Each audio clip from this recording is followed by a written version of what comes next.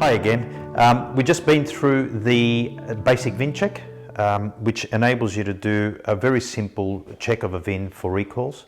We're going to talk now about the historical inventory analysis. And as I said in the introduction, we really haven't used that term before, so it may be something new. So let me explain what the historical inventory analysis does. It takes every VIN that you've ever handled or you have record of in your system, whether it's an electronic yard management system, maybe a spreadsheet, or it may be information that you'll get from the auction houses. And we upload that information into the recall system, and it's a bulk check of all of your historic VINs, and it'll bring back a result, and we'll show you that result in a minute, of what has been recalled historically in your inventory. And then we'll talk to what you need to do about those recall components and the different scenarios that there could be. So what about all those vehicles that you've handled over the year? Why run the HIA, or the historical inventory analysis? What do we need from you in order to do that? How do you extract the VINs from Pinnacle if you're a Pinnacle user? We'll talk about the Pinnacle integration very quickly as well. What does it look like once it's completed? And why is this critical for future auto alerts? We'll talk about the auto alerts, and again, another really important feature of the system. So why run the HIA? Let's face it, you've been in business for 5, 10, 20, 30 years, sometimes 50 years, some recyclers have been in business for, and they've handled thousands and thousands of vehicles. We've got some customers that have handled over 200,000 vehicles over their history. So we need to be able to run every one of those vehicles through the HIA so that we can determine which vehicles historically have had recalls and what exact recalls there were on those vehicles. What we'd like to do also is work with you to identify what's happened to those parts. Have those parts previously been crushed with the hulk of the vehicle? So you've stripped the car down, the recall part happened to be left on the vehicle and the vehicle was crushed, therefore it was destroyed.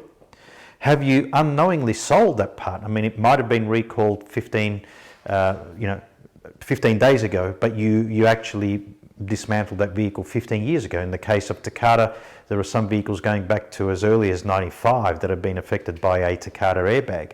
So what has happened to those components? If they've been recalled, have you sold them? And if you've sold them, what do we do? The resolution manager helps you with that. And you may have the part still in stock. And if you do have it still in stock, well, we need to take it out of stock, as we said earlier, because it's illegal to sell a recall component. So we'll deal with that as well.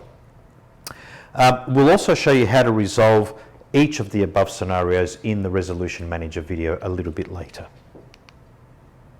So what do we need to run a historical inventory analysis? Pretty simple. We need your make, model, year, and VIN. Again, that could be extracted out of a spreadsheet that you may use, or it could be extracted out of your yard management system. Some people have built a bespoke system where they enter every single vehicle that they purchase into. It's just a matter of exporting those and getting it to us in an Excel or CSV format. We'll take care of it from there. Now, what about if you don't have a system, if you've just got manual records? Yes, it does make it more difficult, but what we try and do there is make it as easy as possible. If you buy vehicles from auction houses, we've been in a scenario where we've been able to extract from the auction houses. We get authorization from you, and we ask the auction houses to provide us with your historical purchases, which gives us all of that information that we need. So that's a good way of actually getting that information if you don't run a system. So Pinnacle, I mentioned Pinnacle earlier.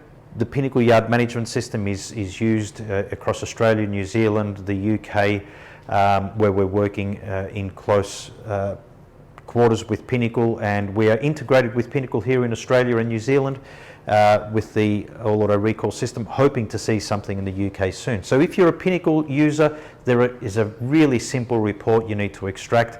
Depending on the size of your data, it should only take a couple of minutes literally, but basically you go to your Find MVR screen, you untick the Hide Sold and Hide Crushed tabs. They'll be automatically ticked on this screen, so untick both of those. Basically that will then, you click the search button and it will run every single one of your VINs, your main vehicle records out. including the VINs and the detail that we need. We only have model here, but that's okay. From the model, we can then populate the make, which is required by all auto recalls. From there, you'll be able to export that, print list, and go export to Excel. Pretty simple, only takes a couple of seconds. If you've got any questions about that, happy to sort of talk you through it over the phone. We can even TeamViewer in to get that information out. Okay, every VIN in one place. It's pretty simple actually. What we end up with is a My Vehicles. Your My Vehicles tab here will list every one of your VINs. So you go to My Vehicles, you click the down button here, and you'll get an option there of, you know, whether equals, not equal to, etc. I usually go to the greater to or equal to if I want to see vehicles with recalls.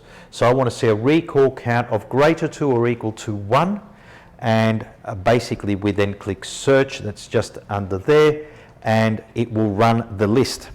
The list then comes out and it'll show you the VINs, the make, the model, the year, and you will also see here recall count in that red section there, 1, 2, 1, 1, etc. You'll have some that may have 7. So basically the second one there says there are 2 recalls on that vehicle, and what you can do is you can click the plus button and it will expand and show you what those recalls are. That's a little bit of a zoomed up shot there, so you can see exactly what's there. And we've also got this really nice feature that we've introduced, which is a little print button on each of those. And when you click that print button, it will actually give you an option to print a page. The idea of this is it will show you the exact recall. It's a specific recall report for the exact vehicle. You'll have your stock number. If you enter a stock number, you'll have the stock number there. You'll have the VIN number there. Obviously, your details are on the left-hand side there, and the recall details are listed below in that table. The beautiful thing about this option here is that when you print this out, a vehicle's just arrived, you do a recall check and you realize it has a recall, you can go straight in, print this document and put it with your pre-dismantling report, so that goes out with your pre-dismantling report to the dismantler, so that he or she can actually deal with this recall at the point of dismantle. Take it off, bin it, scrap it, whatever the case is. So that's a really nice feature that we've developed. So the historical inventory analysis is really critical to keeping you compliant moving forward. Recalls, as we know, can be activated at any time. Like I said, some recalls, in fact, Toyota just recalled in Australia last week passenger airbags from an 0304 Toyota Corolla. The driver's side had been previously recalled. Passenger airbags have just been recalled now, some 17 years after that vehicle was produced. So you may have handled a number of those Corollas. One of those 8,000 or 9,000 vehicles that were on that list may be one that you've handled, and you may have sold one of those airbags. So we need to be in contact with the customs. So as we said, recalls can be activated at any time. Why haven't we done this before? Because it's too hard. If you've handled 20,000 vehicles over that period and a recall happens today, what are you supposed to do? Run every VIN through a manual recall system? Makes it really difficult.